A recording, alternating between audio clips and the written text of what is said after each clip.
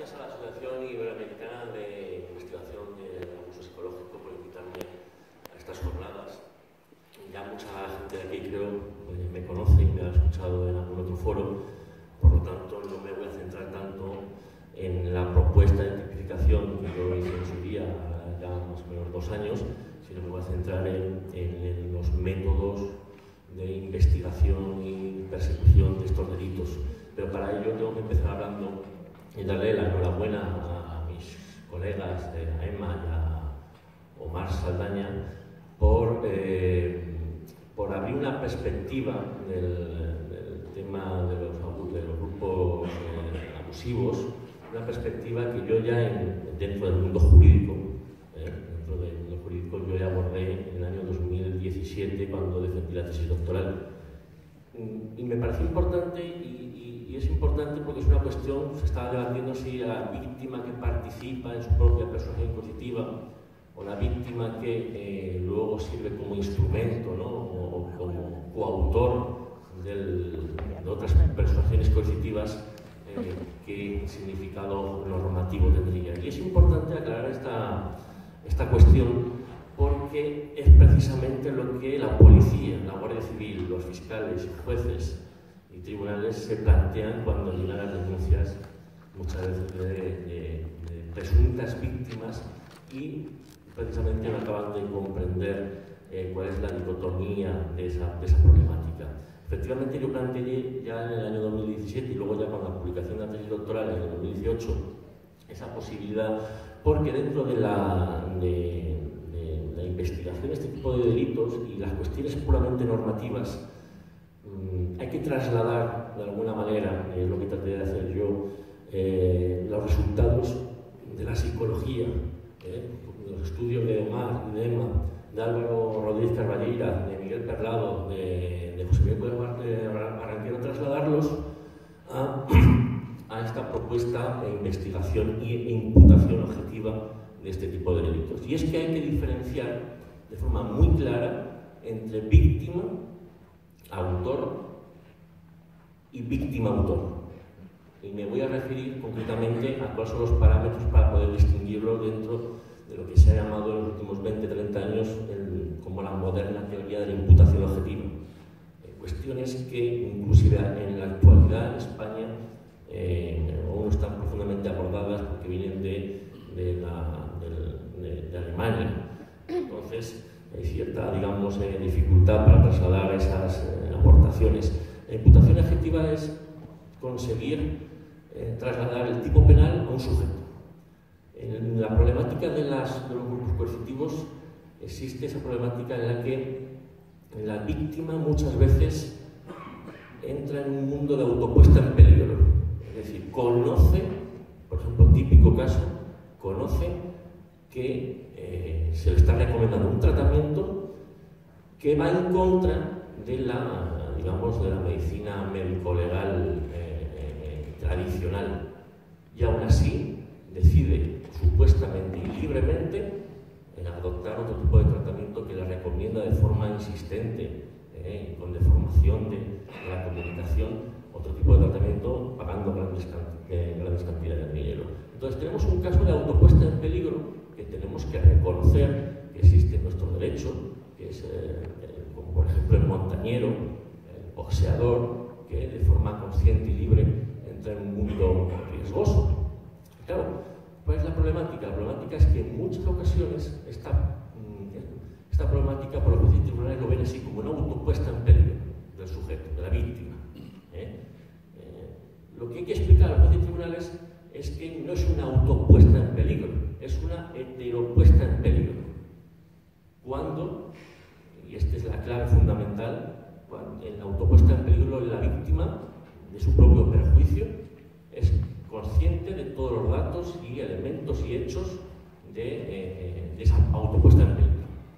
Sin embargo, lo que se plantea, y hay que explicar bien de forma fundada, digo, a través de quizá la imputación objetiva, es la heteropuesta en peligro, cuando el autor, el líder, o inclusive, como ya han repuntado mis anteriores colegas, la dinámica grupal, la dinámica comportamental lleva a que el sujeto desconozca todos los elementos de esa, en principio, autopuesta en peligro. Es decir, no conoce, por ejemplo, vamos a tratar 2 o 3, 4 o 5 casos, el tiempo que dé, para que puedan ustedes diferenciar qué es una autopuesta en peligro libre, incluso neutra, en la que el sujeto actúa con su libertad de conciencia religiosa o cualquier tipo de libertad reconocida constitucionalmente, y esa otra heteropuesta en peligro. Pues bien, comenzaré con un primer caso planteado en la doctrina alemana ya en el año 1976, un caso muy famoso y muy debatido que se llama caso Sirius.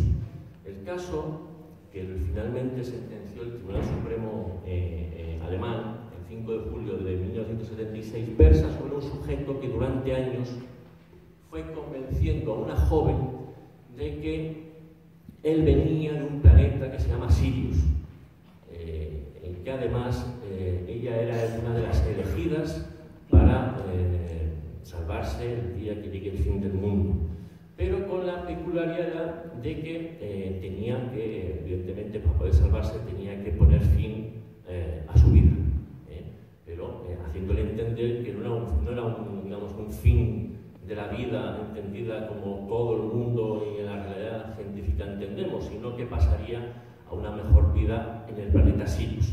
Pero como condición, y esta es la particularidad del caso, tenía que disponer en su herencia los bienes a este sujeto. Claro. ¿Qué es lo que sucede? El Tribunal Supremo alemán dijo ya en el año 76, cuestión que no se suele emplear en los tribunales españoles, dice: si se oculta al que está quitando la vida que realmente está causando la muerte, hay que considerar que el que provoca este error y con ayuda conduce conscientemente y voluntariamente el proceso que desemboca o debe desembocar en la muerte. Es autor de un delito contra la vida en virtud de su superior conocimiento con el que manipula al engañado y lo convierte en instrumento contra sí mismo. Instrumento contra sí mismo. Es decir, lo que estoy planteando, y la doctrina alemana planteó ya en el 76, cuestión que apenas se conoce en España, es si este caso debía de ser tratado como una cuestión de inducción al suicidio, como cooperación necesaria al suicidio, que en Alemania no es punible, o como un caso de homicidio o asesinato en autoría mediata, en el que el autor mediato es, digamos, autor de su propio perjuicio, pero con esa previa, digamos, autoría de detrás, que es este sujeto. El Tribunal Supremo alemán entendió finalmente que lo que ese error esencial que se le había causado a la víctima era que precisamente desconocía la acción típica que iba a realizar, es decir, la muerte en sí mismo, y condenó a este sujeto por delito de homicidio dentro de la teoría dogmática de la autoría mediata. Pues bien, este caso puede ser trasladado a esa problemática que estamos tratando de la heteropuesta en peligro. Es decir, este sujeto, esta joven, desconocía todos los datos por esa previa, digamos, persuasión coercitiva que había obrado el líder durante bastante tiempo. Pero este mismo caso puede ser trasladado a otros. Por ejemplo, el famoso caso del doctor Hammer, condenado en Francia en 2004 por ejercicio ilegal de la medicina, aquella llamada nueva medicina germánica, que tiene ahora reminiscencias en la llamada bioneuroemoción. Se le condenó porque ocultaba a sus pacientes una cuestión trascendental, y es ocultaba que la medicina actual tradicional científica está precisamente avalada y tiene mayores resultados científicos que la nueva medicina germánica, que no tenía ningún aporte científico. Es decir, lo que hacía este señor, el señor Hammer, ya fallecido, es transformar el código de comunicación de la vida, de la salud, en este caso, de la salud como algo negativo, y aquellas cuestiones que le convenían de la enfermedad, tratarlas como algo positivo. Es decir, había un ocultamiento de la realidad científica, imponiendo sobre la realidad científica de la medicina actual otra realidad que no estaba comprobada científicamente. Por ejemplo, en Estados Unidos también, el caso de la Puerta del Cielo, en donde durante varios años gran parte del grupo convenció a sus sujetos, a sus miembros, de que podían hacer un viaje astral al cometa Hale-Bopp en dirección a Sirio, y eso causó el suicidio de 30 y pico personas. Pero de forma más específica también podemos tratar este ocultamiento de la realidad en los casos de abusos sexuales, en donde, por ejemplo, en Francia hay muchas sentencias, no tantas como realmente sucederá, pero hay muchas sentencias en donde se condena al líder de un grupo o a uno mismo, a un sujeto individual, cuando introduce en los sujetos la obligación de tener sexo con el líder para poder conseguir la salvación eterna o poder conseguir, digamos, evitar un desastre. En estos casos, lo llamativo en Francia es que se llega a criminalizar precisamente porque hay una ley específica, ¿no?, de abuso psicológico desde el año 2001. Por ejemplo, también en el caso de Robert Ledin, por ejemplo, también en el año 2010 convenció a los sujetos de que si no se acostaban también con él o pagaban grandes cantidades de dinero, pues había un desastre. ¿Qué quiero decir con esto para intentar resumir? Porque creo que ustedes ya lo han entendido. Quiero decir que habitualmente los tribunales y jueces esperan a un resultado posterior de lo que en principio existe, que es una persuasión coercitiva. Es decir, los casos que acabamos de plantear son casos en donde se espera a la tentativa del suicidio o al resultado del abuso sexual o al resultado de la estafa para poder intervenir. Sin embargo, si nos percatamos de cómo se llegan a esos resultados, existe, se puede llamar manipulación mental, persuasión coercitiva, como yo entiendo que está más, digamos, consolidado dentro también de la literatura científica de la psicología. Existe una persuasión coercitiva previa que es precisamente el eje motriz que permite esos resultados posteriores. Claro, la investigación del delito debe de empezar antes de que se llegue ese resultado. Cuando la policía, la Guardia Civil, los tribunales y jueces tienen noticia de esa previa persuasión coercitiva. Porque si no, lo que sucede es que no es comprensible cómo el sujeto ha sido estafado. El sujeto aparentemente ha dispuesto libremente de sus cantidades al autor. Ha prestado consentimiento al autor para para el acceso carnal. O ha prestado el consentimiento, en definitiva, para esa autoría mediata, ¿no?, para, digamos, el suicidio. Sin embargo, si lo planteamos desde la propia literatura de la psicología y lo trasladamos a conceptos normativos, lo que vemos es una persuasión coercitiva que entra dentro del concepto de violencia, que puede ubicarse, aunque es problemático, dentro del delito de coacciones, aunque levemente penado, para lo que es la problemática, al objeto, precisamente, de evitar esos resultados posteriores, que además no son entendidos. Y no son entendidos porque el consentimiento ya viene viciado y es difícil de demostrar. Es decir, lo que sucede en las estafas, abusos sexuales que pueden llevarse incluso a violación, en las tentativas, ¿no?, de suicidio, etc., es que existe una previa dinámica grave y que elimina o limita o restringe el libre consentimiento del sujeto, de la víctima, de tal manera que limita su capacidad de la voluntad. Y desde ahí es entendible por qué traslada grandes cantidades de dinero, por qué consiente el acceso carnal, por qué incluso quiere suicidarse después de la orden del líder. Es decir, hasta que no se entienda esta, digamos, propuesta, que no evidentemente no es mía, sino que parte de estudios de la psicología que hemos citado, difícilmente los jueces y tribunales van a poder comprender la problemática actual. Y quiero hacer unas conclusiones muy brevemente, porque creo que a lo mejor hay alguna pregunta y creo que sería más fructífero poderse pasar a las preguntas. Pero en primer lugar, diré que existen fundamentos sólidos de que la persuasión coercitiva es un injusto autónomo, digamos, asimilado al concepto de violencia, del delito de coacciones, sirve de eje motriz para la comisión de otros delitos, como acabo de decir. En segundo lugar, es importante también entender que esa violencia, esa persuasión coercitiva, se realiza fundamentalmente, entre otros parámetros, por una inversión, como decía antes, de los códigos de comunicación que existen en el propio grupo, en ese sistema totalitario muchas veces del grupo. En definitiva, cambiando el concepto de la vida como algo positivo a algo negativo, cambiando el concepto de salud como algo positivo a algo negativo, cambiando el concepto del dinero de algo positivo a algo negativo. A través de ahí es como el sujeto puede, digamos, realizar las conductas que el líder le ordena o le sugiere y le aconseja. Luego hay una cuestión que hay que resaltar, y lo han apuntado también muy bien Omar y Emma, y es que existe una sintomatología previa al resultado de la lesión psicológica. Es decir, la persuasión coercitiva como delito de coacción es un resultado previo a un resultado posterior que se dará o no se dará de lesiones psicológicas graves.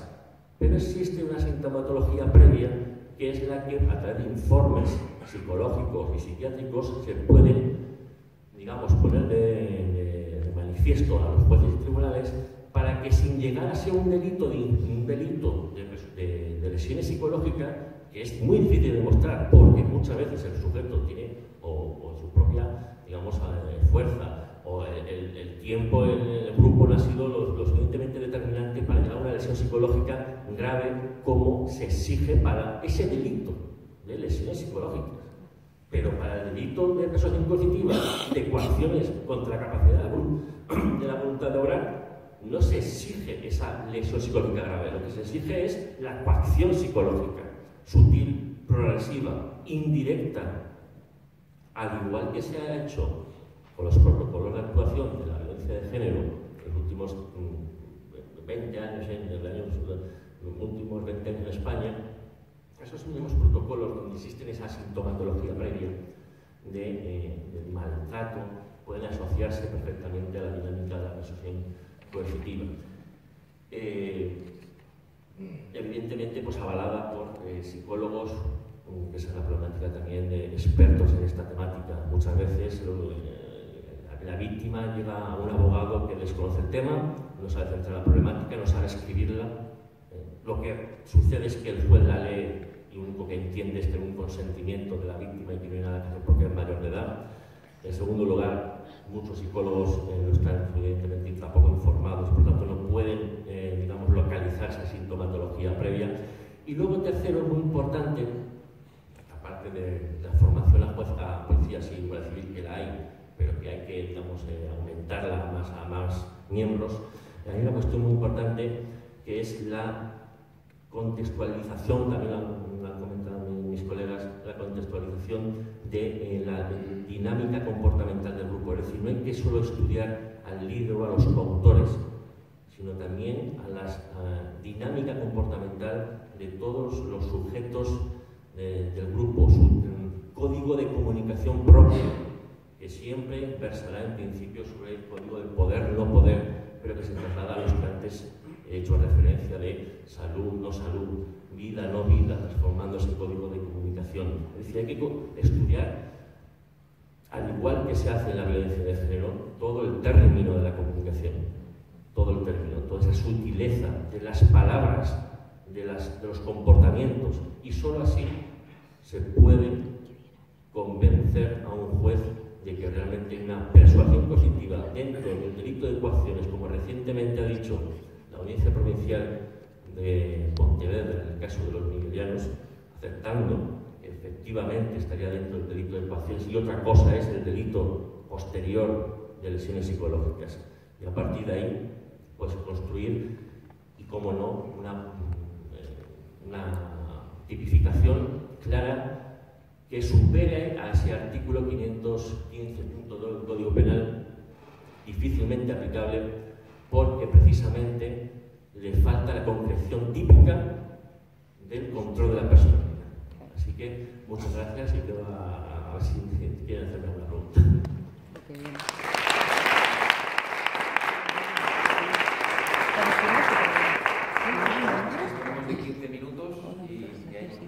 debate en Diego. Hola. Sí, una pregunta. ¿Cómo podemos interpretar que una secta de yoga como Brahma Kumaris sea calificada en Francia como secta destructiva y a su vez sea una ONG que pertenece a la Organización de las Naciones Unidas? La calificación de secta destructiva seguramente sea por las vicisitudes y no es una, digamos, condena formal, sentenciada. Que yo recuerdo está condenada firmemente. Por lo tanto, puede operar libremente en Francia y también, más aún, en España. Es decir, hay que tener cuidado con ciertos, no digo que no sea un grupo criminal, ni